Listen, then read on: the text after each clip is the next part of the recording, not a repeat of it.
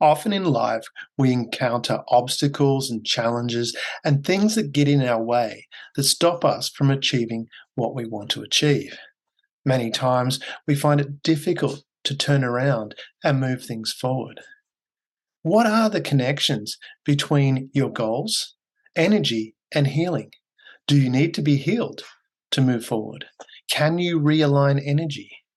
And what really is a goal?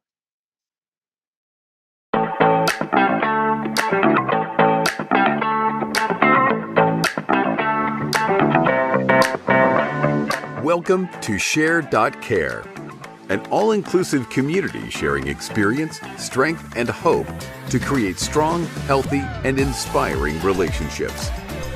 Share.Care communities work toward every individual feeling safe, valued, and heard, free from the threat of danger, pain, or harm. Each episode, founder Damian Andrews explores the principles underpinning Share.Care and invites expert special guests to share their knowledge so you can easily reap the benefits so many others experience. You hold the choice to create your future. Let it be with strong, healthy, and inspiring relationships. Hello and welcome to a PanelCast episode of the Share.Care podcast. Our belief is that global peace starts at home. Feeling safe, valued, and heard gives you a foundation to confidently step out and make the world a happier and safer place for everyone. Because in today's world, it's in your own selfish best interest to help others. Now, today, our esteemed panelists are Dr. Laura Ellick, psychologist, speaker, life coach, and business consultant; Dr. Linda Marsancio, psychologist with a spiritual focus and specialty for integrative work; and Jill Laurie, a professional animal communicator and coach with an MBA from Columbia Business School. Now, our topic today is goals, energy, and healing. And perhaps the best place to start is, are goals, energy, and healing intertwined? How are they connected? Linda, you're about to say something. Do you want to start first? Okay. I do think that they are intertwined. I can set a goal, and for me, the goal is compassion. I have interactions with people. If someone says something to me where I feel offended, I can take responsibility and ask, why is universe sending this to me? What can I learn? What can I learn about myself? And take that down a healing path. I can know who I am, heal myself, and change my energy toward the light so that my energy, my light, both of those are brighter.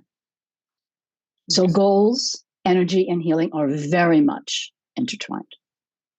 Laura, did you want to add to that? So sure. So I mean, I follow a lot of people who do law of manifestation work, and the idea being that energy is everything, everything is energy. So if we look at just connection between two people, right? That's energy. You can tell when you walk into a room, whether you want to call it vibe, whether you want to call it energy. You can tell whether it's a place that's going to feel welcoming to you. I can sit down with any group of people and I can tell whether this is a group of people that I'm going to connect with or not connect with. You just feel it kind of as you walk in. Some people are more sensitive to it than others, but a lot of times we can shift our goals and based on what the energy is. So if I walk into a room saying that my goal is to meet 3 people at this particular party, but I walk into the room and I'm not feeling it, I'm going to shift my goal right away. And that's a very, very small example of what people do on a much larger scale. People can train for months for a marathon, and the day of the marathon, their energy is off and they're just not feeling it. And they have to do a lot of work to get back into that mindset to make up for the fact that their energy is off. So it's very connected. And whether we have successes or whether we have struggles is really being in touch with the energy piece of us, whatever you want to call it. Wow. Yeah. And Jill, do you want to add your piece to that, please? Sure.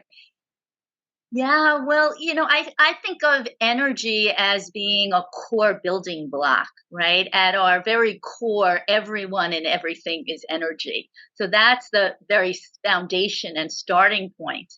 And when I think about healing, for me, healing is a process. I don't know that any of us ever actually get there, whatever healed means. So I think of healing as being moving towards optimal living. I don't even think I like to think of like functioning, because to me, it's about really living, how we live our lives. And when I think about goal setting, I really like to think about setting intentions, because I think of it as using our whole bodies, our whole being, body, mind, and soul. And so when we really kind of combine our energy, our basic building blocks that creates the power for anything and everything, with living optimally, and then intending for ourselves and for the world, whatever it is we want to create, then we're really putting fuel and power behind the whole process. Wow. So when Oh my God. you, Can I just add to that? yeah, go for it. Oh my gosh, you just said something that was so amazing, because I have stopped using the word goals with people for a long, long time, because I started using the word intention, and people would ask me like, what's the difference between the two? And goals set people up, I think, for failure. It's like a hard or fast rule that I'm going to do this, I'm going to do this. That's why I don't do New Year's resolutions either. I do intentions. And I find an intention, people have much more flexibility with it, because it depends on the moment or how you need to pivot, or, whatever's going on. I'm so happy to hear that somebody else has that same mind view, because I haven't met anybody else who speaks the same language. So is that really important when we're setting up what we want to achieve? I'm going to not use the word goal there. When we're setting up what we'd like to, the outcome that we're seeking, is it, will that shift using intention as opposed to goal make a shift in the energy, or the energy that we produce in ourselves and the energy that we receive? I think it could. Go, please. No, go ahead. So, Linda, the way that I think of, would you like to go? No. We have all this energy going here. Yeah. Everyone's really please. agreeable. I love this. This is sweet. All right, I'm going to direct. Linda, you started first. You go first. The words that we choose create an energy, and that is very important. We're broadcast journalists. We have thoughts and feelings and actions, and by that, we create an energy, sending it out, and then we get the return energy. Using intention is a very lovely way to describe formulating something we're approaching. Okay. And Jill? Go finish off. No, it's a gentle word. It has a gentle energy. Jill, you were going to add to that? Yeah. When I think of the word goal, I connect that with motivation, right? And for me, motivation is kind of where you're driven from outside forces. When I think of intention, I think of inspiration, which is something that comes up from deep within us, which to me is a lot more powerful, a lot all-encompassing, with a lot larger, powerful energy. Yeah, okay. And Laura, so you had something to add to that as well? So, my thought about it is the word goal, and again, it's a phrasing thing, it's a language thing, but I listen to what people say every day, and I have a 3-month goal to lose 15 pounds. I have a 3-month goal to save this amount of money. And then people have these benchmarks, and when they don't hit the goal, it's like a failure experience for them. They feel, I failed to reach my goal. I failed to do this. We hear it in the language all the time, where it's, well, my intention is to save $3,000, but it could be more, it could be less. As long as I'm going in the right direction, I know I'm going to get there. So if I have a bump in the road, I'm not failing, I'm just sort of in process. Okay. So going in the right direction, yeah. Can I come back to? I want to come back to something Linda said at the start about when someone says something to you and you might feel offended by what they've said, and taking that from a goal to an intention. Because I'm all about efficiency, I like doing things fast. I'm just wondering from what you've said, because this is new to me, the intention side of thing, which I'm really grateful for this. This is exciting. And I was thinking about that from what you said about, I feel offended. But if your intention is to have a good relationship with that person, or have a good relationship with yourself, you might immediately not be offended. Would that be the case? Because you're going, well, my intention is to understand what they've said rather than immediately have a prejudice and judge that, oh, I'm offended by that. Is that something how intention could work? Well, yes. When I look at myself, if I have felt offended, I would look at myself and understand what it is an issue for me. I'll look at it. Is it from childhood? Is it from an experience that I had? And come to understand the situation more neutrally. Yeah. So that it's not the person's fault. It's my learning experience. It becomes an opportunity to grow and to heal. Okay. There's no negative, positive, rather, there's no negative experiences. They are all challenges for us to grow. Okay. Others, do you want to add to that? Like your thoughts on that intention, with the feeling? I think, because I'm thinking about that, one of the people that most inspired me when I was growing up was Wayne Dyer, and he was of the view that no one can offend you. It's your own thinking, and that's where I'm wondering, like, listening to the intention. Yeah, it's the intention side of things. Well, if my intention is to enjoy my day, for example, then no matter what someone says, I'm going to enjoy my day because that's my intention. Yes. But if I'm understanding correctly, am I understanding correctly? I'm learning here. I think, yes, I think you are. Cool. So with that, the intention, the connection with because you also mentioned vibe before, and when we're talking about, so if my intention, you mentioned going into a room, you want to meet 3 people, Laura, and you go in and you feel a vibe. And your intention was to meet 3 people, and you walk into the room and you feel this vibe that you're not welcome, so to speak, and so you might go or turn around and leave. How much of that, when we talk about that, is our intention to understand ourselves and realize maybe I'm creating that vibe? Is that partly the case? Are we reflecting that? Like, are we in mirroring to the world what we're seeing in ourselves? Oh, that's a great question. I've had both experiences. I've walked into situations where I felt really uncomfortable, and I was able to look at it and identify, these are my reasons for feeling uncomfortable. I know why I walked into this room, and I just knew that it wasn't going to be a good scene for me. And those are the ones that I look at and I say, okay, what would I do differently next time? But then there are some situations where I just walk into it and either the room is dark, or people don't look like they're having fun, or I just look at everyone's body language and it just doesn't look like a place where I feel comfortable for other reasons.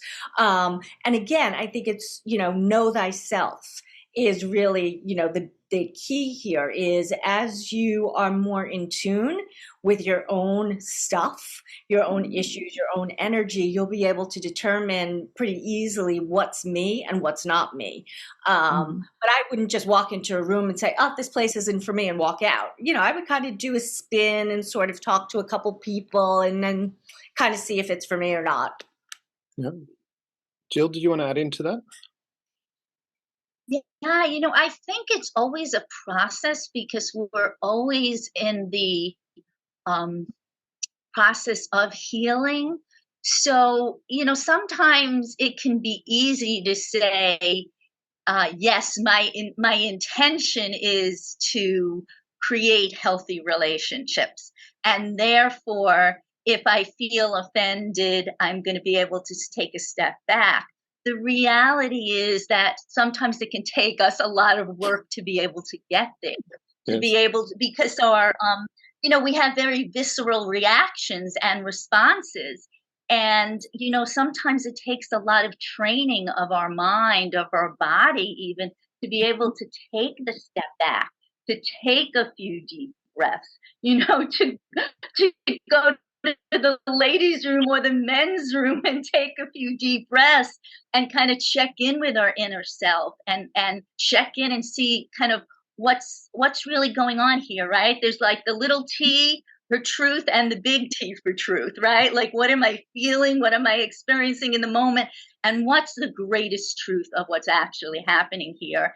And, it's like building a muscle. The more we practice it, the more we work at it, the stronger it becomes, the more easily we can get to that place. And at the same time, it really is a process. And I think it takes a lot of courage for people to be willing to engage in it. Yeah. So on the mirroring, so you're to the courage to, is that courage to understand that your mirror, that what you're seeing is a mirror of yourself? Is that like a vulnerability? Linda, do you want to? I would say that it is. Yeah. Go ahead. Jill, finish. No, I was just going to say, I think Go, Jill. Yeah, no, I think it takes courage to be willing to acknowledge that you don't have all the answers and that there's still work to be done and growth to take on, and to acknowledge our own vulnerabilities and our imperfections. Okay. Yep. So Linda, you were going to add to that as well? I think one of the most challenging things we do is to look at ourselves and truly see ourselves. Yeah. To acknowledge that we're not perfect. Spiritually, we're imperfectly perfect. But we are here to heal ourselves. Yeah. And through the healing, I believe, of ourselves, we inspire others and we shift the energy on the planet. So it's a very important situation, a very important path. Okay, I want to expand on that, shifting the energy that you're talking, because for a lot of people too, meeting people can be really challenging. And there's, I mean, you just have to go to the internet. There's so many courses on, how to meet people, and you can take it to dating sites or wherever. And this shifting the energy and that intention coming to the vibe as well, building on what all three of you said there, like, how much of that healing process, because part of the work that I do, I work with a number of different groups and I attend the groups, and I've noticed initially when I first, because I would sit back and watch and engage the group first and get in, and the first couple of meetings I just more sit back and watch, and they're quite serious. I mean, we're dealing with some serious issues to do with family violence and parents losing their children, that kind of stuff, so it's very serious.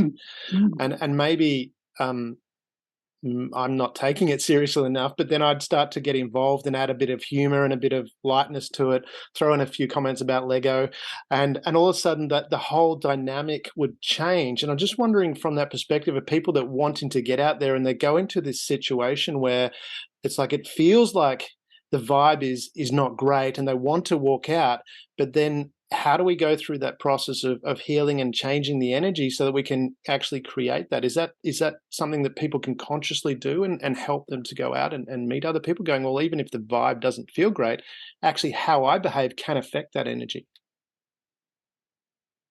Who would like to go first? I mean, I think that. I mean, I think there's group energy and I think there's individual energy. Yeah. And I think it's a lot easier to help shift energy in a room when it's fewer people. I often use humor in my sessions when it's appropriate, or in situations that seem to be awkward, because we know that kind of everybody is likely feeling the same way, and somebody just needs to sort of comment on the fact that everybody feels the same way. But again, it's a very personal kind of thing. There have been situations where, a joke just totally falls flat, and it's like, this is not the crowd. I've done that many times. Yeah. And so, being able, like a comedian, to read the audience. But, as psychologists, as therapists, we're often trained to kind of read the room a little bit. So I think maybe we have a little bit of an unfair advantage. And especially if someone is intuitive, they have a good feel on what's going on in the room anyway. But even so, I mean, doesn't matter how many years experience you have or whatever you've done in your life. I still think that meeting people or dating people or trying to make new friends at any stage is still really difficult. It's putting yourself out there and exposing your vulnerabilities, and that's tough. I don't care who you are. It's tough for most people. As confident as a lot of people are, there's still that anxiety. Yeah. Okay. Linda, you're going to say as well? I wanted to comment on the use of humor. Yeah. Often in my sessions, I'll say to a client, usually someone I have worked with for a while, can I joke about this? And they give me the yes. And it shifts, and it's lovely because it shifts the energy. Now, if I'm leading a group, I might be able to shift the energy because people are there for a specific purpose and they're listening to me, and the appropriate joke can do that. I have a colleague who for years worked in psych hospitals with the severely mentally ill. And he used humor all the time, and he was beloved, and he saw change with the use of humor. So it's very powerful. Okay. And it does shift energy. Yeah. How much of that, like, because we've mentioned it a couple of times, listening, and even with humor, reading the audience, how important is, listening to what's going on? I know from my experience when I'm working with groups of people, whether it's in employment situations, a lot of times I'll just listen. It might be a bit confrontational, even or when it is confrontational. I've learned to, rather than I used to argue back. That doesn't work very well. Now most of the times, if someone's quite confrontational, I'll just ask questions and genuinely listen, and I find that completely shifts the energy. So, because listening's come up a few times, how can we use listening to shift that energy and help our own healing? Jill, do you want to? Yeah, so I like to think in terms of active listening, because very often when we think of the word listening, we think of a very passive kind of activity that we're sort of not doing anything. And I think it's just the opposite. When we're just actively engaged in listening, I mean, what greater gift can you give someone else but really your undivided attention and really listening and paying attention? And so it's so powerful. And when we're listening, we're not only just listening to the spoken word, we're also listening to nonverbal cues, body language, all kinds of things. We're also kind of taking in the energy in the room, the energy of the person, the energy around the other beings. So it's really a very active kind of activity that really honors the other individual, I think. Yeah. Okay. And Laura, did you have further comments? Oh, for sure. I mean, the best interactions that I have with people are the ones where I come out of them, whether it's a session or a date or a friendship or whatever, and it's like I'm just walking out of a cave, like I've just been in this bubble with a person. That's how you know that the listening has really gone on. Everything else has just been drowned out except what you have been engaging with this other person with. And it's all about like the connection. You're connecting with that person in the moment, and there's nothing more important than what's going on with that individual. It's powerful. Very powerful. As I said, it's part of love. And when someone listens to me, I feel loved. Yeah. I truly feel loved. And it's interesting because I mentioned before we started recording, I talked about an experience I had where we did a mock trial examination where I was under a very, very difficult cross. And as was pointed out, I got very defensive in my answering.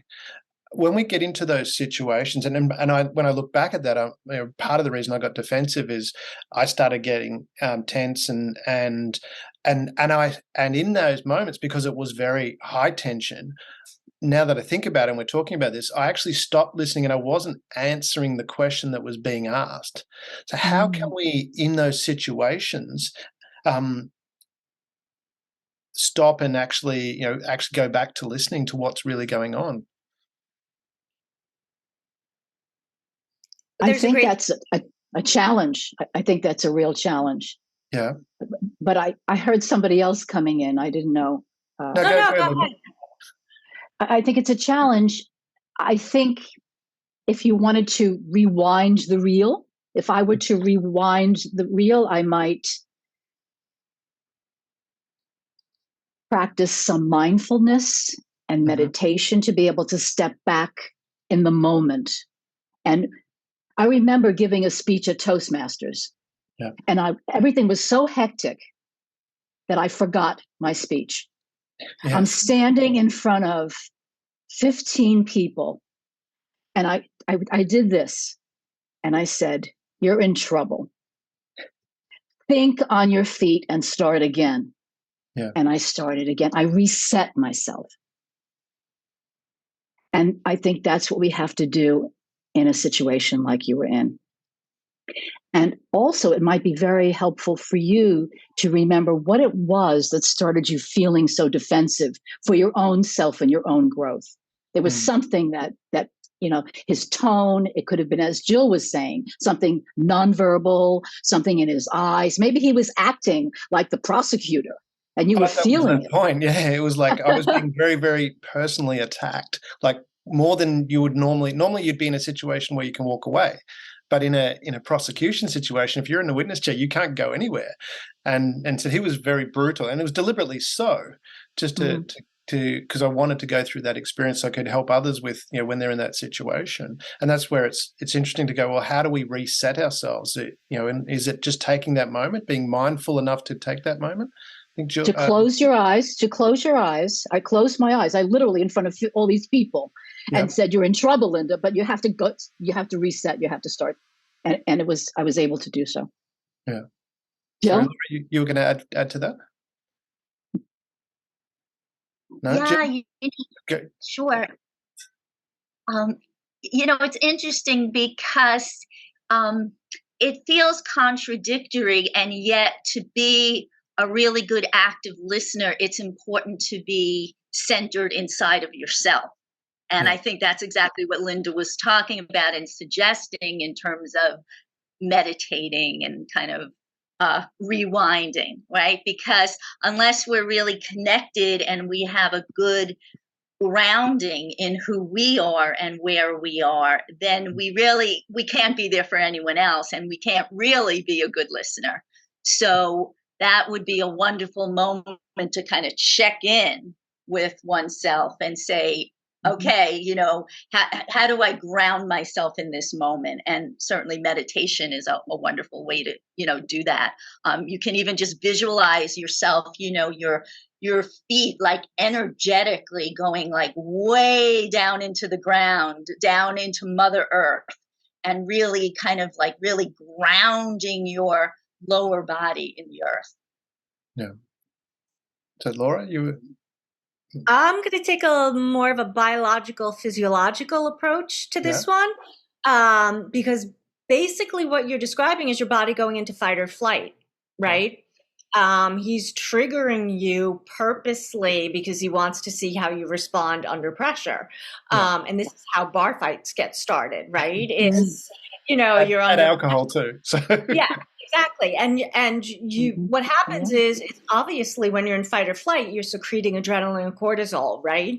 So those chemicals gear us up for fighting, but they also result in us, oxygen drains from your brain. So you're not thinking very well easily. So in that kind of pressure situation, what you want to be able to do is stop that process from happening. The easiest way to do it is to really just take a breath. Like everybody else was saying, just take a breath, because your body cannot be physiologically anxious and physiologically relaxed at the same time. So when you take that breath, you're automatically stopping the fight or flight process. And it's kind of fun if you want to play around with yourself doing this, because like this is what I do for entertainment is, I played around on my watch, right? Yeah. And what I did was I actually got myself into fight or flight by thinking of some thoughts that would get me all agitated. And then I watched to see how many breaths it would take for my heart rate to go down. And within like 2 breaths, my heart rate just dropped dramatically. So you can get that physiological feedback. And so he was triggering you to see how you would be under pressure. And so the key for you and for anybody who's in a situation like this is take that breath and just regroup. Everyone has a different strategy for it, but people forget to breathe when they're anxious. We hyperventilate and it makes it worse. Okay, because it sounds like, I mean, when Jill was saying, was again that planning beforehand, what you're saying, Laura, sounds similar in the sense of you're highlighting the biology of it. In the moment, your body goes into this fight or flight, produces the chemicals in you, and then if you've trained yourself enough, because you meant, so if I understood correctly, you get yourself, you're using your watch to monitor your heart rate. Is that exactly? You can monitor your heart rate on my watch. Yeah. So, and then you're looking, going, you get yourself anxious, and then you go, okay, I'll breathe, and that's kind of a training thing as well. Is that, from Linda, from your perspective, what are some techniques that you would use to help people train to relax, and then also be in the moment to remind themselves to breathe? I think mindful breathing, or a mantra, arrived at through meditative stance, like I am calm. When I'm in the dentist chair, my mantra is I am calm. Situation, is it? I am calm, I am calm. And when I reset myself, I relaxed. When I was in front of all those people forgetting what I was going to say, I was able to relax because of my meditative stance. So taking a step back and breathing is a wonderful strategy. And I think every day we can be practicing to get ready for situations like that by having a meditation practice, building that up like we would a bicep. You don't just do it once, you do it, often. And I used to say to so many people, 2 to 3 minutes a day, start with 2 to 3 minutes, and then a couple of times a week, and build on that. And then I love the mantra too. When my mind is too busy, I am calm, I am loved, I am safe enough, I am grateful. Something with an I am, because the I am mantra gives us an electromagnetic charge. And when I say I am, I can feel the charge. So I love to put words after I am.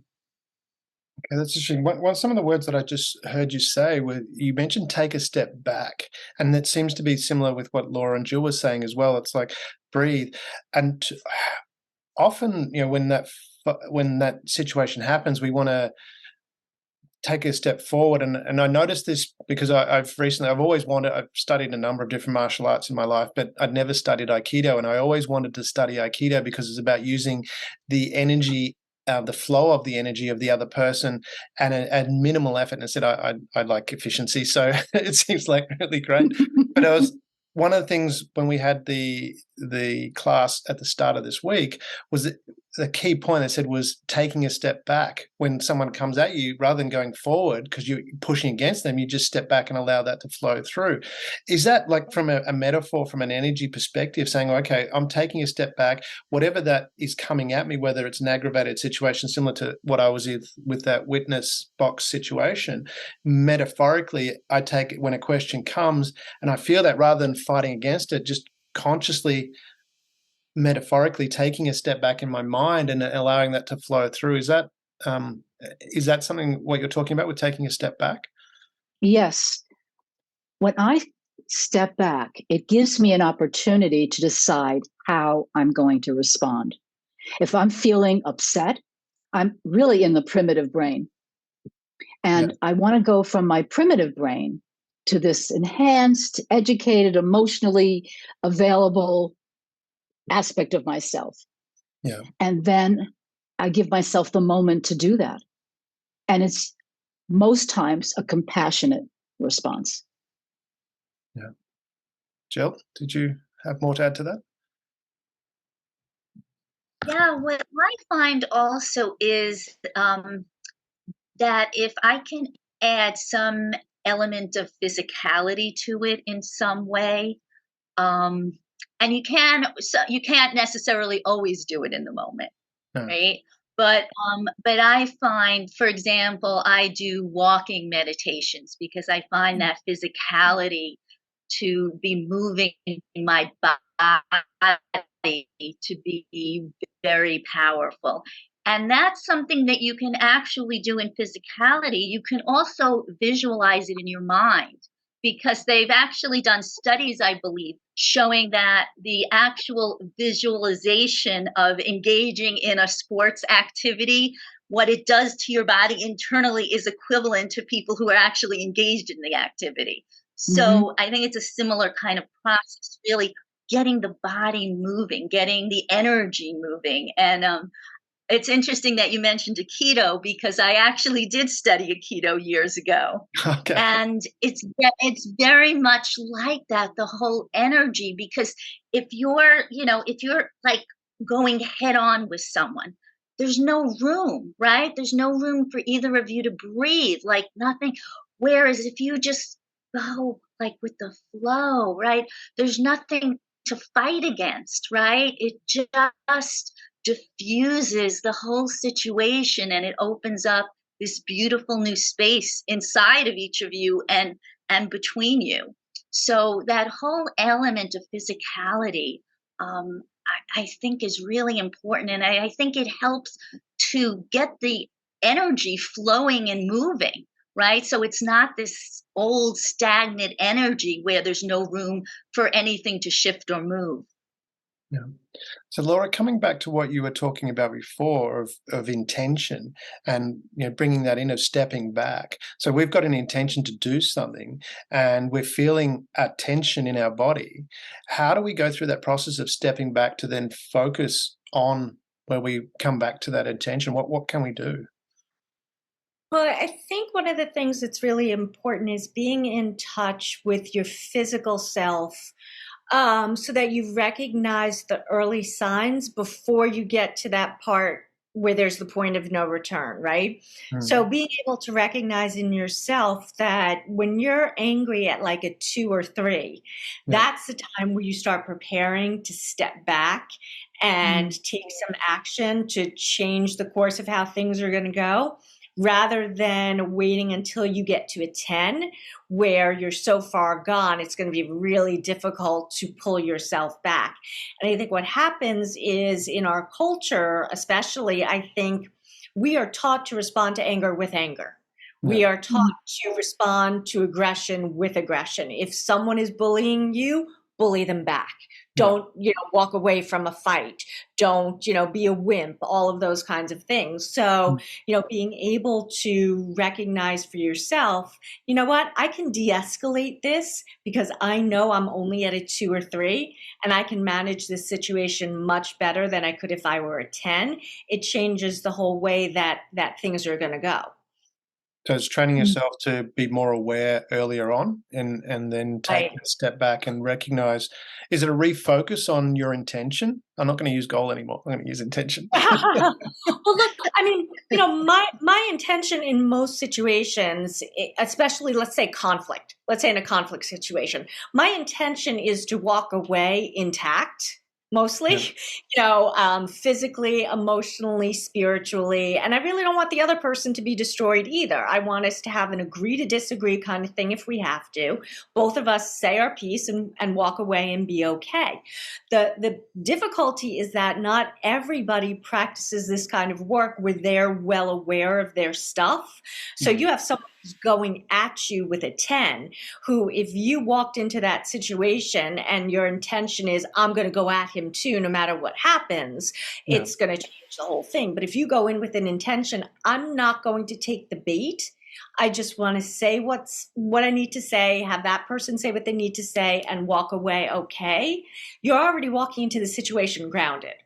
Yeah. Which changes the entire tone. Okay. Linda, do you want to add to that? When you were talking before about working with people who have violent situations at home, I was thinking about what Lori was saying about their understanding when an argument starts to escalate. Yeah. It's very important, because without that skill, somebody's going to go to a 10.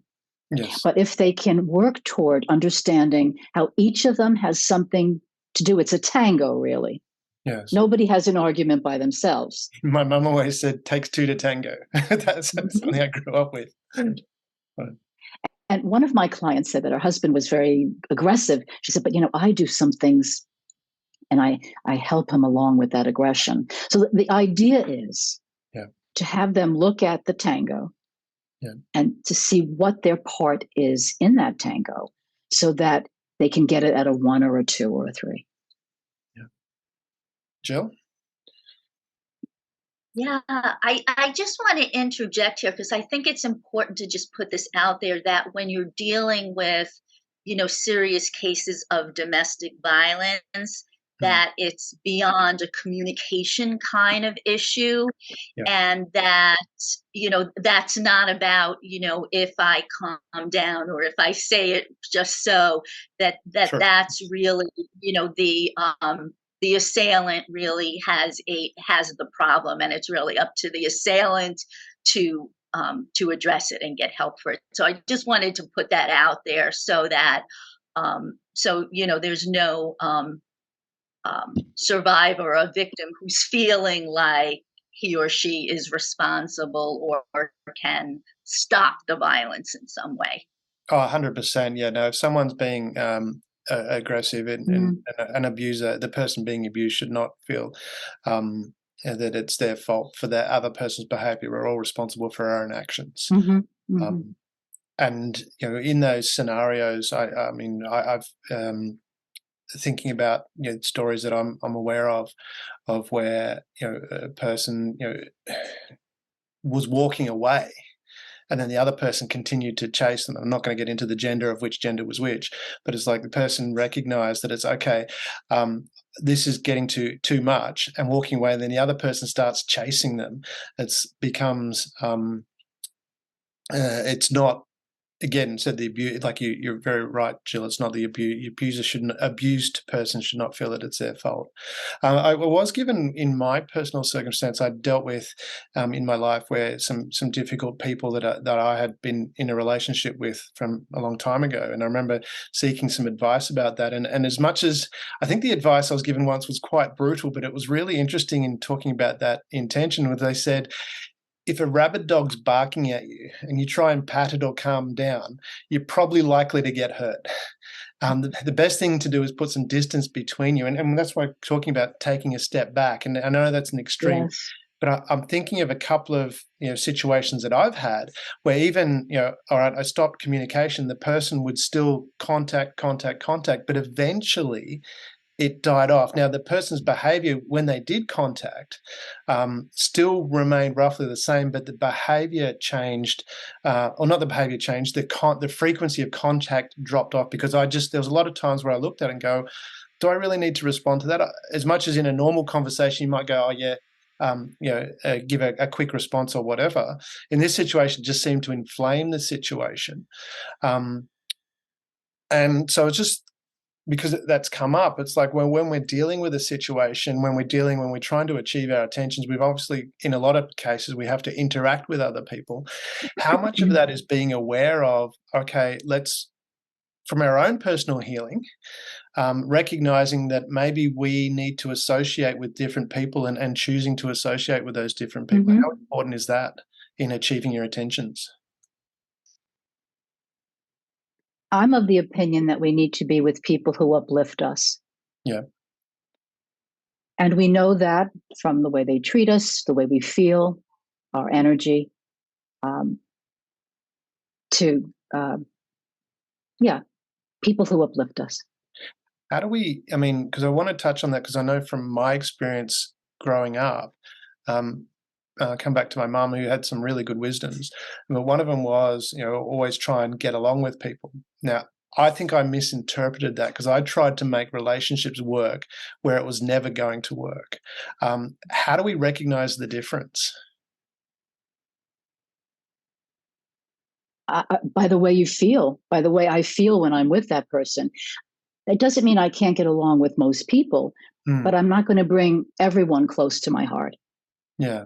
People who can be trusted to treat me well will come closer, but other people will be mere acquaintances or somewhere which feels safe for me.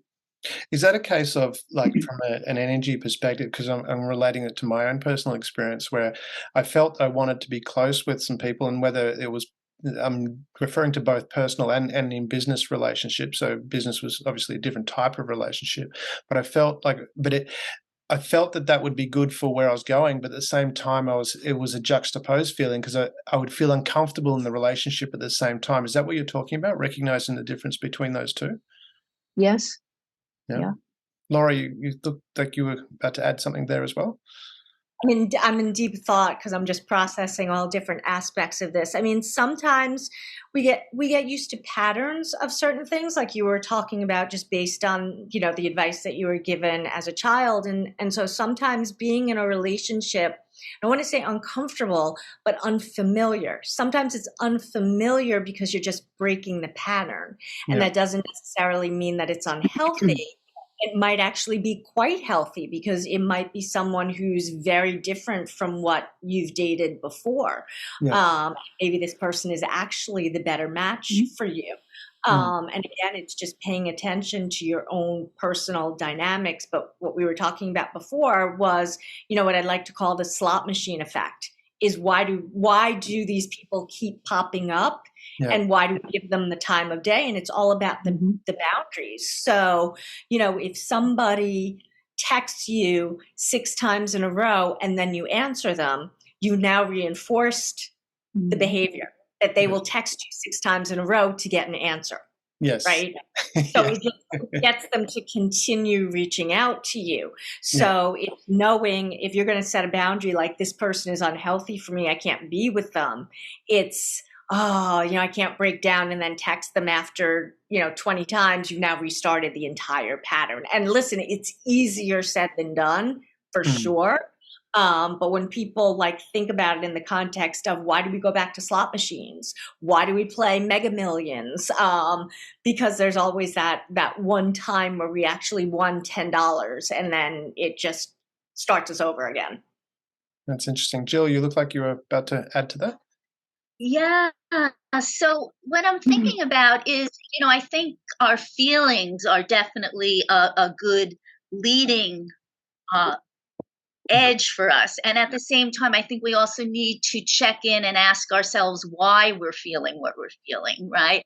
Like a feeling of discomfort can be an indication that something's not right for us. It can also mean that we're on a growth edge and maybe we're in a healthy relationship for the first time in our lives. So we're really terrified, and yet this is health, right? This is healing.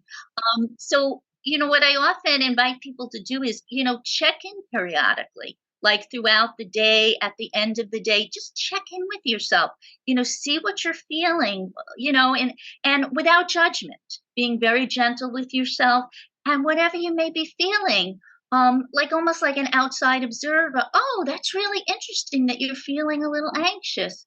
I wonder why you're feeling anxious. Journaling can be a really good vehicle for helping one to engage in that process. Automatic writing can also be very helpful, where you literally hold the pen, or it could be the computer keys in your fingers, and just sort of let your soul take over. And you can even pose a question like, what am I feeling now? Why am I feeling that way? And just let the pen take over. And it's amazing what can kind of come out of that. And to just keep asking a lot of questions, to be curious. I mean, I think curiosity can be one of our greatest friends in understanding ourselves better and helping us to make healthy decisions. Yeah. Okay. And that feeling that you're talking about, because Laura, Linda, and Jill, you all mentioned that feeling, and I want to relay something about, because I'm thinking about from my experience and going back quite a number of years now, in staying, I want to stay with the relationship intention, because a lot of people intend, their intention is to have a happy relationship. I don't know many people that want to have an unhappy one. I think most people want a happy relationship. Right. And from that feeling, that I'm thinking of two different experiences, and one where my intention was to have I'm going to stay on the personal relationship side of things as opposed to business. The intention was to have a relationship, and there were some really good moments, but then it was uncomfortable moments, but it was incongruent with who I was. And maybe I'm not going to explain this right, but then later I had another relationship with somebody. They were extremely, extremely nice, like really, really nice in circumstances that I wasn't used to that. And that felt uncomfortable, even almost to the point of painful, but it was a different type of awareness. And it was, for me, that was a growth thing to go, okay, I recognize that the difference is in the first relationship that I was talking about, it was more antagonistic. It appeared that the behavior was more about causing harm. And in that situation, whereas in the other experience was the person, it was, I said, they were being nice in a situation that I wasn't used to being nice, rather than the person attacking me and going, oh, why do you do that? You're an idiot. They went, look, I understand and I can help you. And that felt uncomfortable. So is that the difference that we're talking about with self-awareness? Can that help people recognize the difference between feeling the two different uncomfortables? In my circumstance, I said one was, the person was being nice and what they were doing. Is that how we can tell the difference, or is there anything we should be looking at? Apologies if I'm not being clear on that. It's a personal story. Did you want to go, Laura? It seems really clear to me that you were able to read the intention and you were able to recognize what your discomfort level was about. The first one was a person who was bringing you down. And that was really uncomfortable. And the second person, the intention was to be there with you and to bring you up, but because you had not experienced that, it was uncomfortable in a different way. But definitely something that you could probably get used to pretty quickly if you had someone who was doing that consistently with you. Well, does that come back to that intention again? Because I think a lot of people, well, I know from my experience, I shouldn't say project onto other people, from my experience when I first started looking at relationships, which was from a young age, I didn't really think about the type of person. It was just like, oh yeah, I'm attracted to that person, that kind of thing. Then later in life, I become clear about what it was I wanted in a relationship and then started to define it that way. Is that really important from the perspective of when we're setting our intentions? How clear do we need to be? I think we're defining things as we go. Yeah. We're always making changes, and it's nothing set in stone, Damien. Yeah. I think that if we're looking within and understanding ourselves and meditating and praying for answers, it becomes clear as we get to know ourselves more. Jill? Yeah, I think of it as that it's helpful to think about the experience that we want to have. For example, I want to feel loved, I want to feel accepted, I want to feel supported, as opposed to writing a list of specific attributes that, he or she needs to be a certain height and look a certain way and have a certain job, right? So it's really about the experience we want to have, and then trust that the universe will fill in the blanks for us, because very often the universe knows better what we need than we do. Yes. Laura? I mean, I have had some things that are just deal breakers. So I'm not attracting those people into my life, like no cruelness, no, things that are just not for me. But I think needs change over the course of our life. So, when I was a teenager, I'm not thinking of a long-term partner. I'm thinking of someone who's cute and who's fun to get along with, and, we do some fun things and that's cool. But the older that I get, my needs have kind of changed. So now I'm looking more at someone who's more partner-like. But that's very different from when I was young. So there is some flexibility with that along the structure of what are those things that I'm never going to cross that line with. Yeah.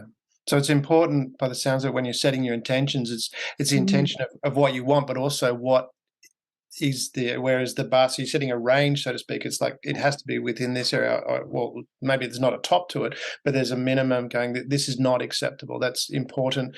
And does that, like, from an energy side of things, how does that affect you personally to set that minimum, or maybe minimum is not the right word, but set this is not acceptable? What does that do to your energy? I want to say that for me, a person, a partner coming into my life would need to be compassionate, loving, and kind. Yeah. Those would be the three most important attributes. The energy around that is a special energy. Yeah. So that's my, pardon?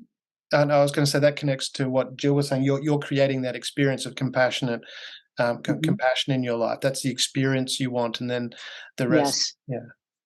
So that's important. I mean, that whole what you're talking about there, and similar to what Laura was saying as well. When you're young, you wanted a certain experience. Seems to be that common theme when setting your intention. It's more about setting the experience you want than this hard-defined rule of. If we're talking relationships, this hard-defined rule of they must have this job, this look, this type, that kind of thing. This is the experience I want. But that would also relate to a career as well, wouldn't it? If from a career perspective, what should you be looking at when setting that energy, like setting the experience rather than going, I want to earn, because I look at it, I guess the experience I'm going to draw from, I deal with a lot of legal people, and I know some of the older legal people that I know. I'm yet to find anyone that's actually really happy with their choice. They've got to the end and they've gone, I think their intention was to create change and do some good, but they've been beaten down so much, they're going, and I've heard the words where I said, if I could do it again, I would actually choose something different. So how do we, when we're setting an intention, what should we be looking at so we don't wind up, near the end of our life going, oh, maybe that wasn't the right choice? And maybe I want to say that. Go ahead. No. People change careers. I know someone who changed careers 3 times. Yeah. This person was a neighbor. He was a businessman, and at the age of 40-something, became a psychologist. Mm-hmm. And people don't have to be set in one thing. Yeah. Now, I became a psychologist because I wanted to make a difference. Mm-hmm. It's not to say that there are times that being a clinician is not difficult. There are difficulties, but the intention is to make the world a better place. And I've moved around in that. I've shifted, I've written because I was itchy to get my voice heard. Yeah. I've done things. So I've been creative with that. But the intention is to make the world a better place, to make a difference. Yeah. I think the legal profession is a very difficult profession. I know people in it. It's fraught with challenges, a lot of challenges. Yeah. Jill, you were going to look like you were going to add to that?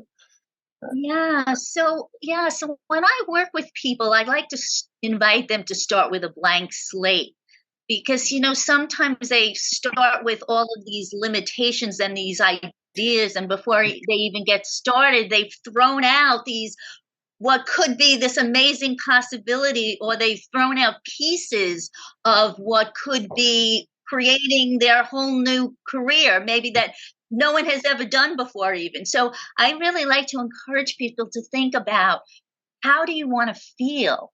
How do you want to spend your time and your energy? And kind of build it from the inside out in that way. And then I also wanted to kind of loop back a little bit to something you mentioned before about, I think when you set those minimum requirements, not non-negotiable, and you're setting some boundaries, I think it really can affect the energy, and that allows you to feel safer. And when you're in a place of feeling greater safety, that really can impact the energy. It allows you to invite people and opportunities towards you because you're less defended, less afraid. That's interesting. Laura? What I've actually found is, I've focused a lot on what do I want to put out into the world? So if I want to put out that I'm this kind of psychologist or this kind of author or this kind of speaker, or this is the kind of girlfriend I would be, I find that I attract back what I'm actually putting out there. It's sort of like the other people, just they fall by the wayside.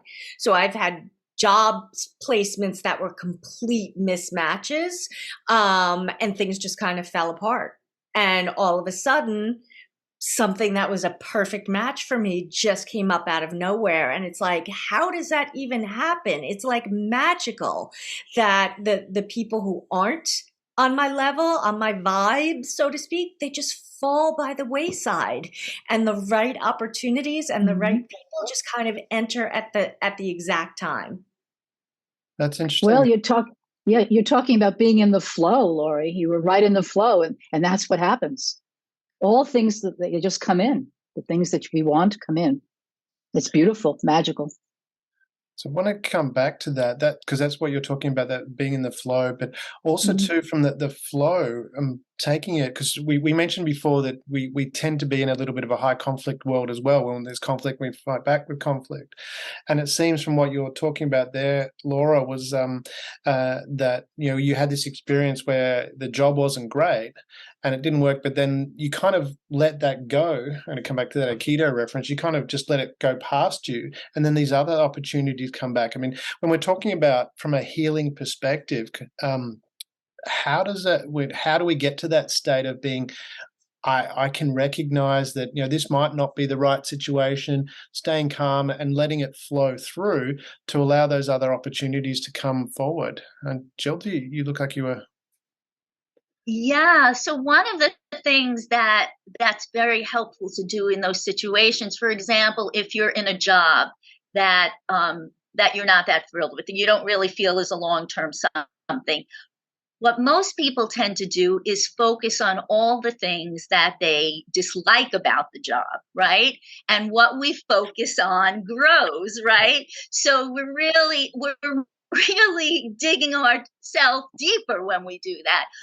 The preferable way to respond in that situation is instead to focus on, even if it's two aspects of that job that you like. It could even be, I get to take money home and then I get to buy a great dinner, right? Like it could be as simple as that. And when you focus on those aspects of what you do like about that job, it shifts your energy and it invites more positivity towards you. And instead of, it's contrary, some people might think, well, if I'm focusing on what I like about the job, I'm never going to get out. It works the complete opposite, because you're focusing on pleasure, enjoyment, positivity, and that's going to get you to another job that you're going to love much quicker. Is that like, from what you were talking about, connecting that with what Laura was saying, was, you're in the job, you don't like it, you've got a minimum standard that you said, this is what I'm accepting for myself, but I'll focus on these couple of bits. I don't like it here, but these are the opportunities. I mean, we obviously, with work, we need to earn money so we can live. So it becomes that focus, be going, okay, my minimum standard here, this doesn't meet my minimum standard. I'll focus on these elements that I like, and then allow that shift in energy to attract other things in my life. Is that where you're getting to with that, Laura? I mean, so for me, what was kind of interesting is I made this mistake a couple of times because the universe was kind of teaching me to pay attention here. So I tried to do it the other way. I tried to make it work. Yeah. Like, I'm like, I can't have this not work out. Yeah. I don't understand why it's not working out. I just have to try harder and push harder. And then I got very sick. My hair started to fall out. I was exhausted. So I was getting all of the signs. And then I just decided, you know what? I'm just going to let go. Whatever happens, happens. And something else will come along. And my parents, who I told this to, were freaking out because they were like, how are you going to pay your rent? How are you going to pay your bills? And I had at that point just decided it's all going to work out. It has to, because this is not working out. This is too hard. And this is like the second time this has happened. So I need to pay attention. And within days of leaving this job, I was in a position that was paying me 4 times per week what I had been making per month at the other job. Wow. And it Yes, just that's quite something. Yeah. So, Linda, do you want to add? Because I noticed in talking with you from our previous interview, you mentioned, if I understood correctly, about this letting go and allowing things to happen. Do you want to add to that? Well, I think when we let go, we are entering into consciousness with the flow of all that is. It's like a drop of water, a single drop of water entering a stream, a river, an ocean. Singly, it's just a drop, but it enters this large body of water and becomes very powerful. It's still, and yet there is movement and momentum. So when we let go, we enter into consciousness, which I tend to think of creator as consciousness. So we're in an all-inclusive club with the greatest partner that there is. And things happen. There's no resistance. There's just flow. Yeah. Jill? Yeah, no, that was beautiful, Linda. Thank you. Yeah, in terms of letting go, I think it's so powerful. And I think letting go can look very different in different situations. So in one instance, for example, it may actually mean physically leaving a job. In another instance, it may be just being less attached and shifting our relationship to our work or our supervisor or whoever it may be. So I think there's a lot of freedom in being open to what letting go can look like, or in any given situation, and giving us the ability to see different possibilities in terms of what it can be. Okay. And from a healing perspective, I mean, the letting go, I mean, is there a certain type of energy that we need to feel to let go, or there's a certain type of healing?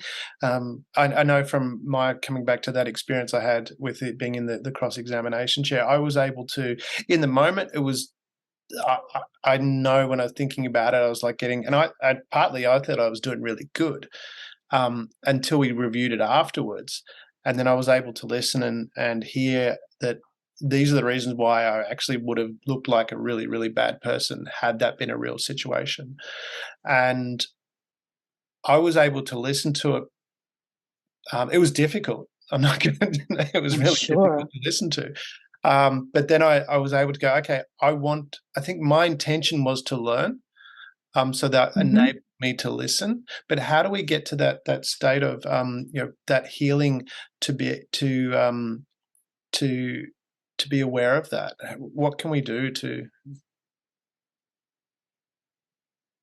Am I clear on that question, or have I think it's a lifelong journey to know who we are, to resolve the conflicts. To me, aligning the unconscious and the conscious mind. Looking at myself through relationships, situations, using every opportunity to grow, because as I grow, I heal. And as I heal, I become more compassionate. You see, my energy as I move toward the light is getting brighter and brighter. And I'm in the flow then. Now, I'm not saying we can always be, I can't speak like that. I'm not in the flow all the time. Yeah. But I would like to be in the flow all the time. But that is a lifelong journey for me. Yeah. Laura? I think anytime that we're looking to examine ourselves, I think we just have to be willing to be absolute raw and have that radical honesty where, okay, this isn't the best part of me.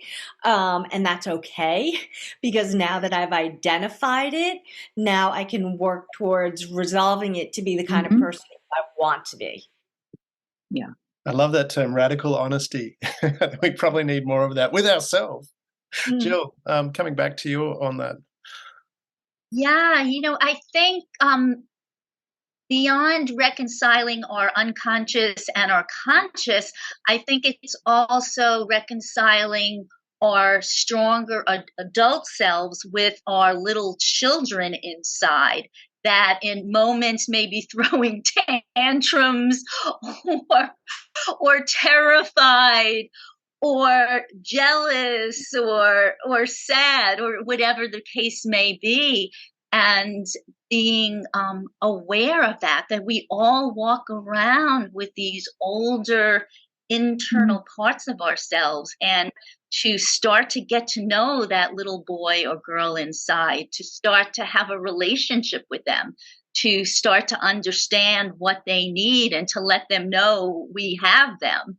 And I think that's a lifelong journey as well. And so, what was occurring to me as I was thinking of this in relation to what Linda had shared was, it can feel like it's so much work. And yet once we get in the flow of it and it starts becoming automatic, I always like to think of it in a playful way, because I find, when we think of something as work or we have to do something, there tends to be this resistance. But if we think of it in the spirit of play, then it becomes more interesting, and we tend to be more open to engaging and becoming curious about it. So I guess it's part of the game of life, right? Is that part of the healing process where we should take things a little bit less seriously and have a bit of a play? Is that something we should go through? Laura? Linda? Well, you ask Laura. Let Laura go.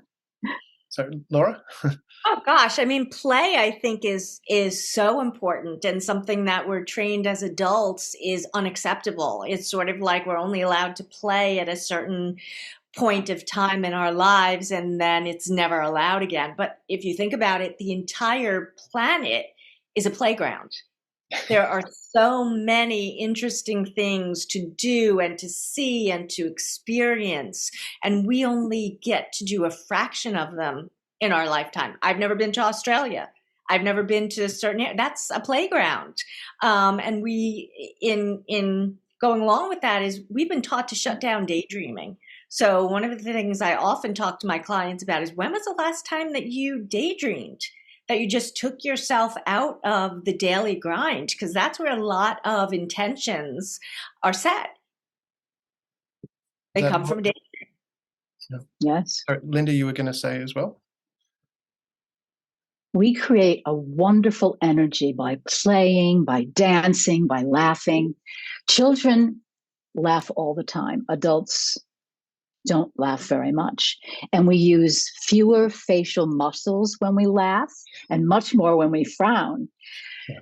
I was dancing around before our broadcast, our PanelCast, dancing to create wonderful energy. And it's a very powerful way to create solidly good energy. Right, Jill, you look like you were going to add something to that as well. Yeah, no, I love playfulness and humor, and that's one of the things that's so inspiring for me about animals and nature, and why I really incorporate that into my coaching with clients, is because that whole spirit of play and lightheartedness, right? It just opens up a whole new energy and a whole new field of possibilities, right? Because in that moment when you're laughing or playing, you're likely not feeling afraid or anxious, right? You're just engaged in the moment. You're in the moment. You're being the moment, right? So that's such an amazing energy to create and to live in, right? Just think, if we could spend our lives in that space, how amazing our lives could be. Mm-hmm. So is that because, I mean, Laura, you mentioned about daydreaming, talking about playing, and Linda, you're talking about dancing. Is that like from a healing perspective? Because I'm thinking as you all three of you were talking, was like, are we shutting down ourselves by not allowing ourselves to play, and that we really need to open ourselves up to go through this healing process, then to help achieve our or work towards our intentions more quickly?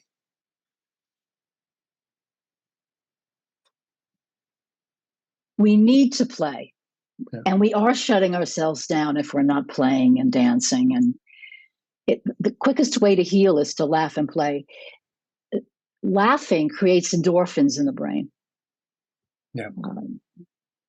So it's the way to a more joyful life. Laura? I think excluding any aspect of life and living really shuts down your ability to heal. We're not unidimensional people. We have many dimensions to ourselves, and that includes the fun part of us. And how can something that feels so good be bad for you? We just don't do it enough. And I think that, the more we take that time to integrate it, you may not see the benefit right that very second, but the benefits build up. And so, we're a very odd society where we're very focused on one thing, but you wouldn't, if you had a problem with both of your arms, you wouldn't only treat one arm, you would treat both arms. And so we look at, we're just going to heal the body, and we forget about the mind. If we heal the mind, it affects the body, and vice versa. So is it a case, because just hearing what you said we're not unidimensional, because we've been focusing on playing and laughing because we tend to not to do that, but is it the same on the other side of things from your experience when you're dealing with people, that even with sadness, people don't fully allow themselves to feel that and therefore don't heal? Is that the case, Jill? Yeah, absolutely. I mean, I think in our society we're very uncomfortable around death, dying, illness, aging, all of those realities of life. And, the truth is, the more that we can accept these things, the more we can fully live and enjoy our lives.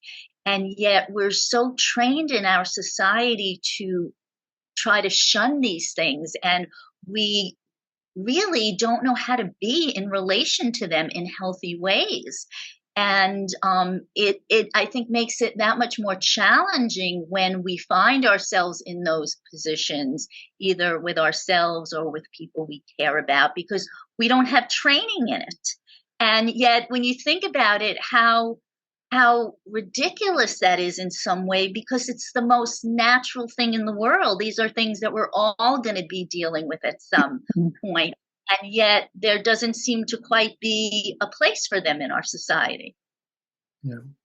So Linda, you're talking about, like, with dancing, taking on from what Jill was saying, from that, having that full range of experience. How do we know where to stop? Like, if we're feeling down, I'm thinking of the experience when I was a lot younger, and coming back to the dating side of things, I was alone and I'm sitting in my car and I'm listening to this song and the song was, why can't I find anyone? I'm paraphrasing slightly, but that was the lyrics. Why won't anybody love me was the premise of the song. And I'm sitting in my car playing it over and over and over again, feeling sad and feeling, how do we catch, I mean, we want to experience that, but then how do we stop ourselves and like get to the point where we've experienced it and move forward again? I like to think of acknowledging our feelings, crying if I feel sad, but not dwelling there. So if I have a really powerful feeling, I'll acknowledge it and write it down somewhere, write it in a journal, and leave it in the journal for a while. Come back to it as I need to, and then change the music. Take a walk, call a friend, listen to some music, literally. Yeah. So, Laura, extending on that, I mean, changing from that situation, is that part of setting your intention as well? Because I know when I was sitting in the car, I really didn't have it. I don't recall having an intention. I was just sitting there feeling sad for myself. It wasn't an intention of going out and meeting someone, or an intention to feel good about myself, like to like myself. Is that part of that process, that healing process? Well, first of all, I think I probably listened to that same song on repeat over and over, so I'm quite familiar with that. But I think sometimes there's that moment where we need to just indulge and Yeah. just feel bad for ourselves, and just take the moment and say, this stinks, and play it over and over and over, to indulge that part of ourself that maybe feels a little childish, like this isn't fair. Why is this always happening to me? The 2-year-old. Right. And then basically say, okay, like enough of that. Now I need to get up and do something different. And so that's where the growth comes from, where as you get older, those periods of time where you're in that self-deprecating mode hopefully get shorter and shorter, that you allow that peace, but you're not there for days. You're maybe only there for an hour, not downing pints of Ben and Jerry's. Maybe you only have a small piece of chocolate this time. But I think there's something healthy about allowing yourself, because so many times, in so many cultures, you're not allowed to feel bad. Well, sometimes it's okay to feel bad. Yeah. We just froze then for a second. Was that me or? Anyway, so it's okay to feel bad. Sorry, Linda, you were about to say something? Feeling sad, feeling pain is part of living. It's how we know that we're alive. It's what we do with it and how we use it to grow, which makes the difference, so that we can healing, changing the energy. Okay, so what you were saying is like feeling it, that's part of the healing process, allowing yourself to experience that and move forward is what I'm hearing. Are we kind of universal on that? Yeah. I want to move forward from or move into a different area, because I want to relate an experience that I had and to do with healing, because often we'll set an intention. Back then, I'm going back to when I was like I was about 18-ish, and it was a goal back then, but now it's an intention. I was setting, and it was to do with money. So, and I went and I earned a certain amount of money. And then I threw it all away. And then I went and did it again, and then threw it all away. And so we go through this process of, is that a healing process that we need to go through and being clear about our intentions? How do they intertwine to actually have that consistency rather than I went for some big role where I made a lot of money, lost a lot of money, lost it. And it was, when I think back of it, it was because I did stupid things. So it was almost like I intended to lose it. Is that when we're connecting the energy, healing, and our intention, how does that work to have that consistency rather than going backwards and forwards all the time?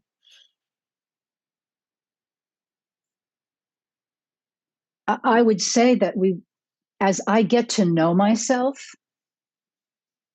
talk about radical honesty, looking at myself in the mirror, looking at my warts and pimples and my gifts.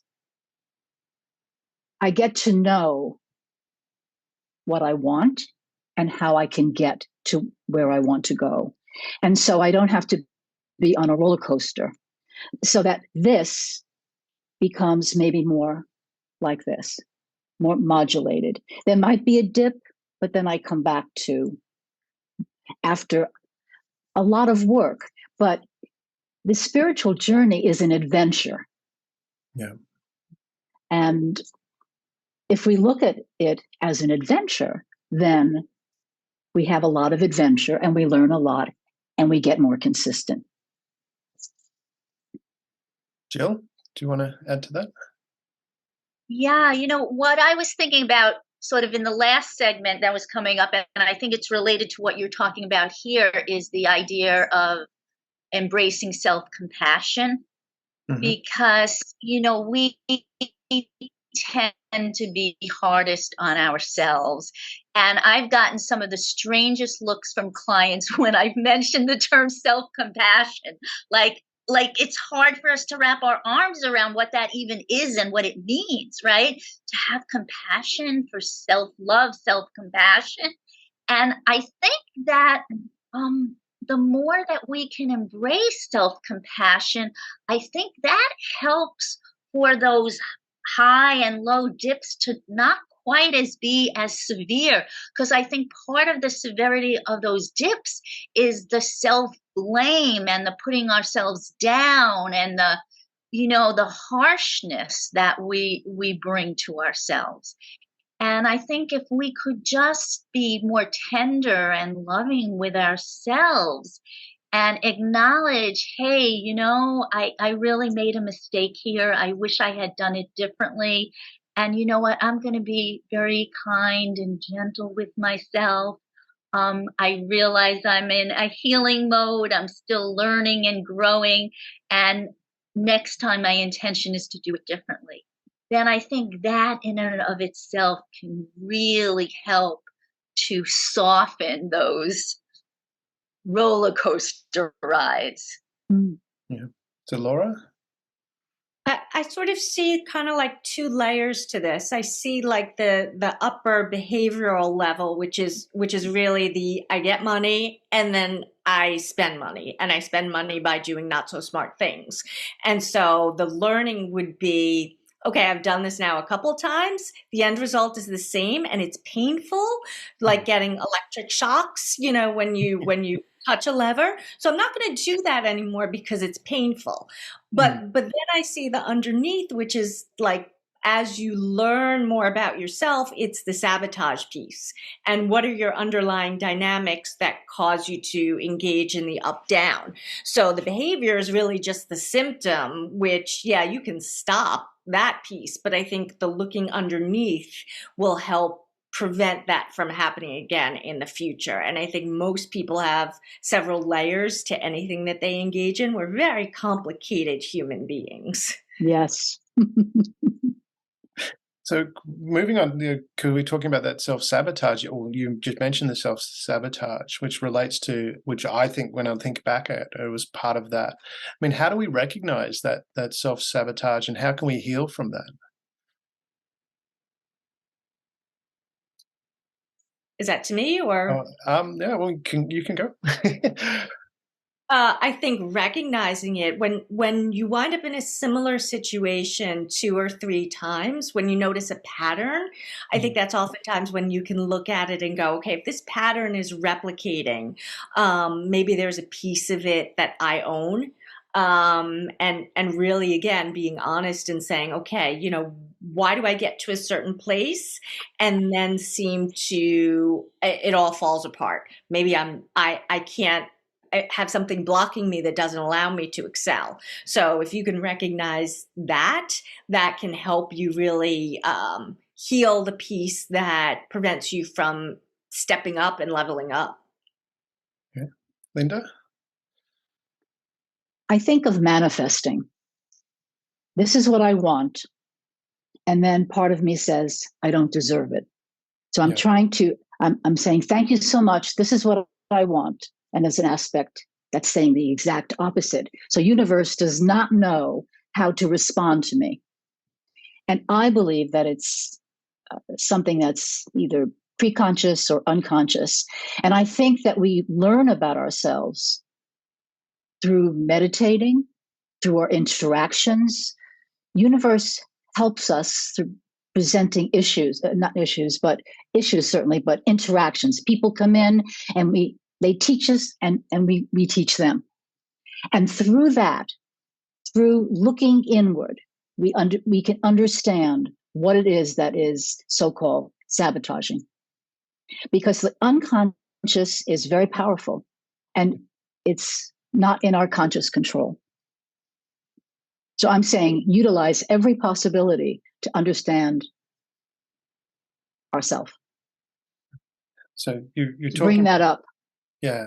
So not deserving it, this feeling of not deserving it. Jill, do you want to add to that as in how we overcome this feeling of not deserving it to stop this roller coaster?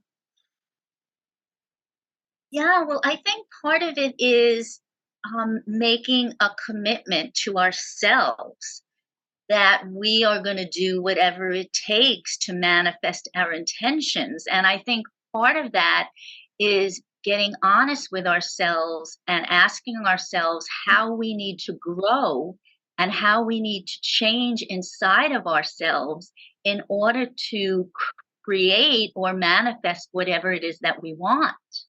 Right? So, for example, if we suffer from self-loathing and that is an issue for us, then the question may be, how do I need to grow myself? How do I need to change myself so that this way of being does not to continue to come up for me? Right? So that might be taking a particular class. It may be reading a particular book. It may be engaging in a certain practice where we're meditating on self-love. But I think it all starts with taking the responsibility and saying, hey, this, as magically as it can seem when we're in the flow, it also takes some dedication and commitment to ourselves ultimately to do whatever it takes to manifest our intentions. Yeah. You had something else to add there, Laura? It looked like you're about to. No, I was just thinking, but one of the questions I like asking myself is when it comes up about deservingness, it's not why do I deserve it? It's why don't I deserve it? Okay. With that, the self-sabotage side of things, because I'm thinking about, from my experience, going back to the money side of things as well, is there a congruency that needs to happen? And I want to sort of stay with that money side of things, because I know people struggle with that, and I'm talking from a male perspective, and I'll relay that. And what I mean is that, I felt, I wanted to have money because then it made me more secure, more successful, seem more successful. Therefore, people would like me, particularly members of the opposite sex. And I think what I found from that was actually the money. Well, certainly as an adult now, I know the difference. Money doesn't make that happen. But is that being aware of that, being congruent with what your intention is to what the action that you're doing? Because, like I said, I wanted to make part of what I wanted the money for was so that people would like me. So if I'm going to narrow it right down, and at the end of the day, I had a lot of money. It didn't change how people reacted to me. Some liked me, some didn't. Can that be part of that sabotage, Jill? Yeah, I mean, and what's coming to mind as I'm hearing you talk about that is the idea of integrity. And when I say integrity, I'm not talking about it from a moral perspective, but rather really being in alignment, right? So that if you're operating under the belief that in order for people to like you and for you to be accepted, you have to be making a lot of money. Well, that's kind of a setup, right? Yep. Because that little boy in you, right, who's feeling like in order to be loved, I have to make a lot of money. Yeah. Maybe kicking and screaming because he may be saying, well, hey, wait a minute, I want to just be loved for who I am. And you know what? He has every right to feel that way, right? Because that little boy inside deserved that, right? So to really take a step back and to look at the different parts of us and see if they're in an alignment, in integrity, right? So that if we're saying we want something, do we actually want it? And why are we thinking we want it, right? So it may in fact be that making a lot of money is a wonderful intention for you. But the idea of being liked may not be what serves you best in terms of fueling it, right? Maybe perhaps if you came to a place of feeling, I want to make a lot of money because then I can donate to charitable organizations that I believe in, right? That might be the fuel that would really get you going, right? So that it's no longer the what, right? I want to make a lot of money. It's the why, right? And once you have a powerful why behind your what, then that really gets the energy moving in the direction of your intention. Yeah. Okay. So, Linda, just expanding on that from coming back to the intention as well. I mean, my intention was to get people to like me, or behave in a way that people liked me, and then I had a congruency thinking that the money was the link. How do we become aware of, one, what our attention is, and then being aware that maybe we're not doing the right action to achieve that intention? So when some people didn't like you when you had a lot of money, when that happened, is that when you decided you didn't want to make a lot of money and lost the money? When it wasn't working for you?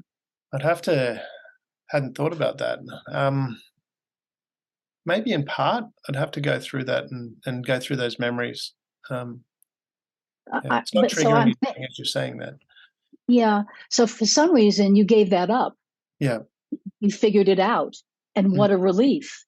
Because now if you make more money, maybe you have different reasons and they're more in alignment with who you are. Yeah, I mean, from my perspective, my whole attitude towards money has changed significantly from when I was there. And I wanted to talk about it because I know certainly from a male perspective and dealing with a number of males, young males, and even older males, there's this thing where, they think the money, being this successful person, is what going to solve the problem. But I've noticed actually being my own person, being who I am is actually what's created a better connection with people, and people have a lot more respect and like I mentioned before and about that experience with the cross-examination. And it actually turned out I was into a Toastmasters meeting that night, and I'm going through this process, and I had to give a little speech. It was the 40th anniversary of that particular club, and they asked me to talk about my Toastmasters experience, and I hadn't really thought about what I was going to say.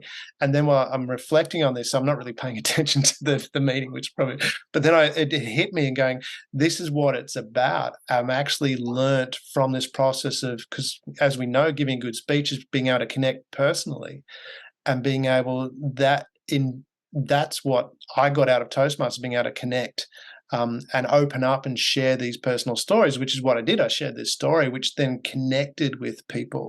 Everyone the guy that had to follow me goes, how do I follow that? So it was like, it was a really almost impromptu speech. It was really touching because, again, the intention was to connect with people. And that's why I want to really explore this whole money thing, because I know it for particularly for me, I can't relate to how women think because I'm not a woman. I understand there's a difference there, but I know guys have that this thing where if we have lots of money, if we're really successful, then people are going to like us. But that's not generally the case. Yeah, people might give us attention because I remember listening to Mark Wahlberg talk about when he first became successful, all these friends that he had around him just started exploiting him. And he just kicked them. They're all at his house one day, and he just kicked them all out and just cut them out of his life. And that's why I wanted to talk more, get into this intention and healing and understanding what the connection is of what we're trying to achieve. So I don't know if there's really a question there, but I just wanted to explore that as to how being who we are. So, Linda, you're about to say something? So what I'm thinking is that when you were making a lot of money and losing a lot of money, your energy was very different. Yes, definitely. Your energy now is a very sweet energy. And you are connecting with people, and you're going to be successful because of the shift in you. There's not a roller coaster. I'm not hearing that there's a roller coaster for you now. You're off that roller coaster. You took yourself off. And I think it was very, it's amazing that you took yourself off the roller coaster. And I'm trusting that you're very proud of that. Very much so. And this is where I wanted to share that and get your thoughts on how people can take themselves off that roller coaster, because I know a lot of people do struggle with that.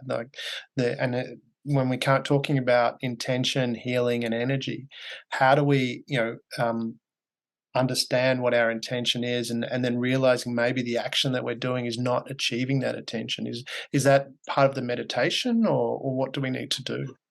I think we need to have an intention to do so, an attitude of responsibility to do so. We need to be aware of our thoughts. We need to pray and meditate. Now, these are the tips that I give in my book about reaching compassion. Yeah. And there are more of them. There is developing the ego. There is using assertion, sense of humor, and altered behavior patterns.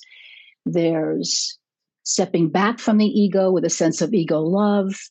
There's identifying fantasies and longings which no longer serve, having the faith to know we're all connected, and using energy deliberately and efficiently. So if you take 3/4 of those, I think that's what would be necessary to come off that roller coaster. Because those tips are like anchors. If I'm climbing a mountain, I need intention.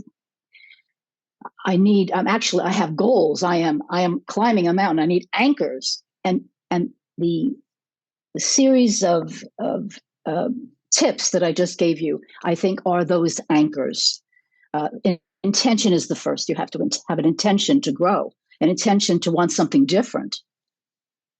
Otherwise, you're going to stay on the roller coaster, and nobody can make someone else get off a roller coaster. It's a personal intention. Exactly. Personal intention. Laura, do you want to add to that?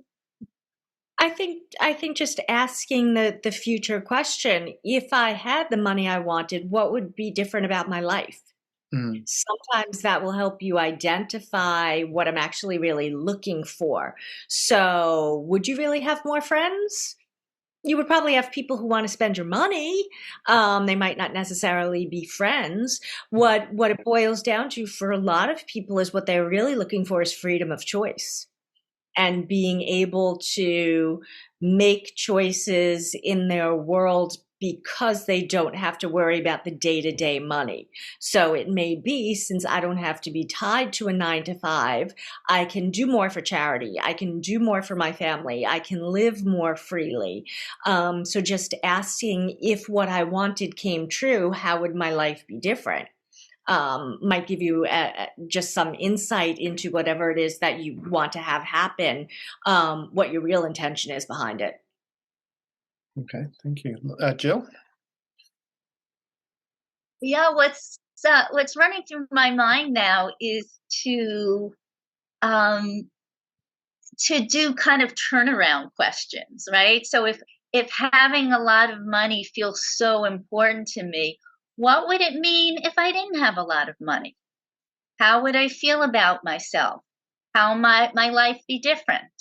And just kind of play around with that, and as a way of sort of getting to know what it's about for you and what's underneath it, and sort of free you up to sort of have different experiences.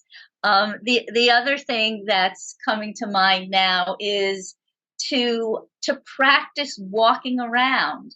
How would it feel if I'm walking around with someone like someone who has $1 million in the bank? How am I walking around? If I'm walking around with someone who has $1.50 in the bank, how does that feel inside my body, right? So to try on these different ways of being and sort of give yourself the freedom to explore.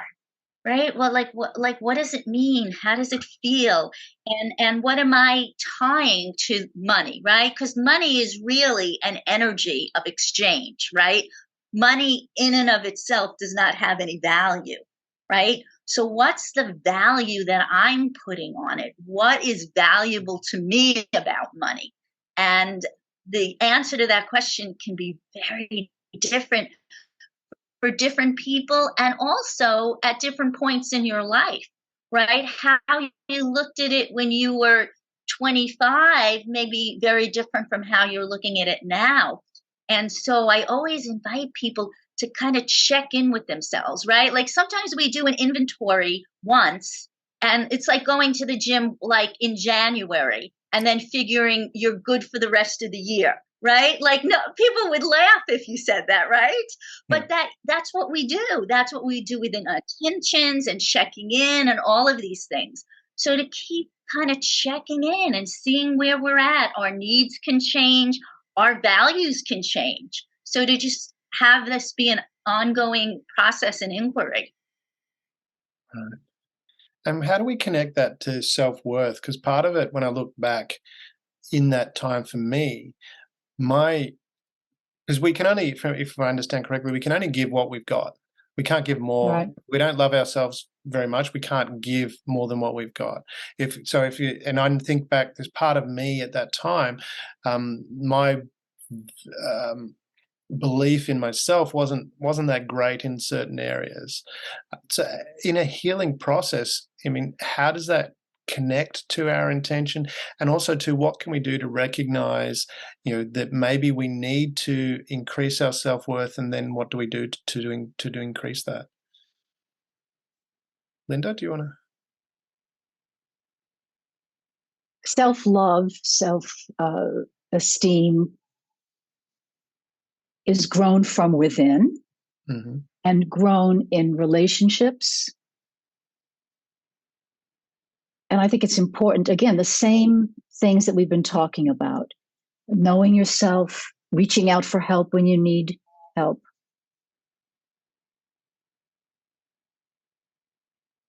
prayer, meditation, understanding what the barriers are to loving self. Is it from my childhood? Is it from today? And celebrating what it is that we consider our gifts. It's a process. It's a process of growth and healing. Laura? I think when it comes down to it, death is the great equalizer. And so I happen to work with clients, a lot of clients who are high net worth individuals. And so I follow them through their lifespan. And I happen to be working with someone right now who's nearing the end of her life, and she has quite a bit of money, and the money piece is not coming up at all. What's coming up is the fact that she has so many loving people who are showing up for her every single day. And so she's evaluating and measuring her life. Money made some things easier for her. Money also created a lot of conflict in relationships. People stole from her. It was a trust issue. But at the end of the day, all of her children, grandchildren, best friends are all showing up for her. And that's how she's really evaluating what kind of life that she's lived, not by the dollar signs. Yeah. Jill? Yeah, when I think of self-love, another concept I don't think we've talked about yet tonight is forgiveness. And, forgiveness, I think, is such a powerful kind of thing, both forgiving others and forgiving ourselves. And when it comes to self-love, a lot of times what keeps us in our tracks is that we find it difficult to forgive ourselves for mistakes we've made, things we've done or have not done, and a practice of forgiveness which really is a process, right? It doesn't happen overnight, where we can start to forgive ourselves, and that really helps us to develop self-love, to kind of move forward and to make new and different choices. Yeah. So with that, part of what I want to get to, and maybe it's not a question that can be answered, but when I look back at my experience and where I didn't have this high opinion of myself, and as much as I was reading, a bunch of books and attending seminars and things like that, I think consciously I was aware, but unconsciously I was, you don't know what you don't know. is the example. And as much as I think consciously I was like, okay, I'm going to do all this stuff, but what I really wasn't doing is I don't think I was looking deep enough. How does a person, what can they do to recognize that? Because in that moment, when I think back of it, I mean, now when I look back, I go, I wasn't really paying attention. As much as I was doing all this stuff, I really wasn't paying attention. How can you create that awareness a bit quicker? Laura, you got a smile on your face. Well, this is a great plug for therapy. Yeah. I mean, sometimes it would be great if we were all so objective that we can see step outside and see everything about ourselves, and sometimes we just can't. And so that's where a trusted therapist or advisor or best friend can really help us. If we trust them to point out these things, sometimes we can get there quicker than if we wait for us to notice it in ourselves. Yeah. So having that related, come back to that Crocodile Dundee example, we all need more mates. So, Linda, how would you suggest for people to become more aware quicker?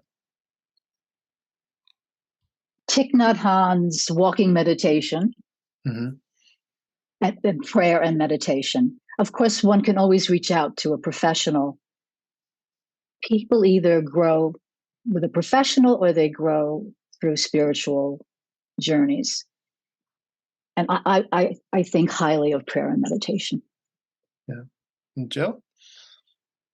Yeah, I mean, I think all of the suggestions just mentioned are all wonderful. And I don't think there's a magic about it. I mean, I think it takes effort. And I think it also takes a certain amount of faith that faith and courage that that you really can make changes, and that there is hope, and that if I engage in some of these practices that I can grow and change. Because I think if there's no hope, if there's no faith, then it can be more challenging to find an incentive to kind of move yourself forward. So and I think faith can look different for different people. I think spirituality is one of those things that I think really helps people to find perspective and to give them some sense of something larger than themselves. It could be a connection to the ocean or to nature. It doesn't have to be tied to any particular religion. But I think spirituality and some engagement in something outside of yourself really builds a relationship and gives you some sense that there's more to the picture, and there's really some reason for me to make the effort and to move outside of myself. So it sounds like from the experience is having the intention first to want to grow and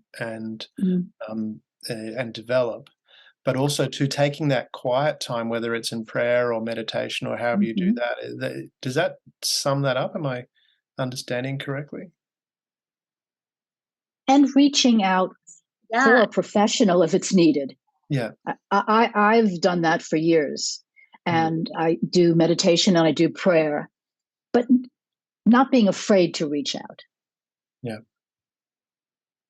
Laura? We could all use an extra person on our side for sure. For me, my meditation is when I go for a walk, magical things happen. So for me, that's my meditation. That's my spirituality. It just allows me to connect in a totally different way. And I've been like that since I was a kid. But again, it's just knowing who you are and what helps you, because what helps me is going to be very different from everybody else. Yeah. And Jill?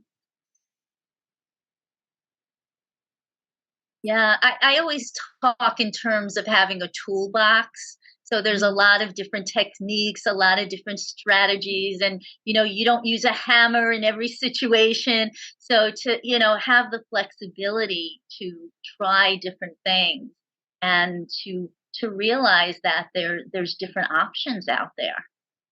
Yeah, that's a good analogy. I must say, as you were saying that, I can think of many times in my history where I've used a jackhammer when probably a precision tool might have been more appropriate.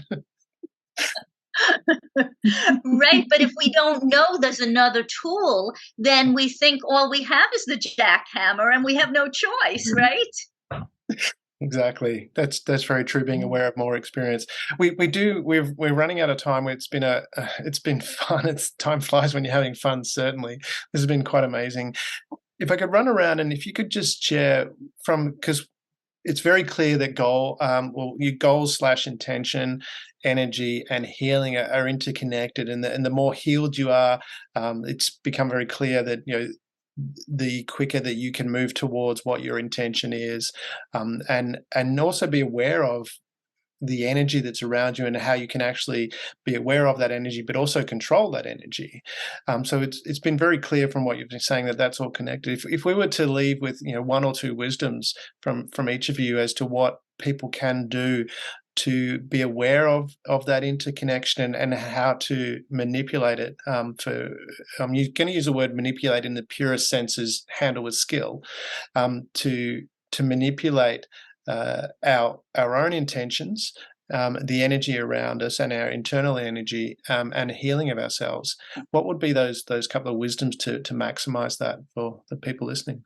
Laura, did you want to go first? Okay, so that was a lot to try to sum up in 2 sentences, but I think, if we can walk away with understanding that connection can be difficult, but really is the key to growth. Connection with yourself, connection to others, connection to maybe your spirituality. And that vulnerability is okay, and we have enough tools and ability to recover and be resilient. I think people would try a lot more in this life without so much fear. Jill?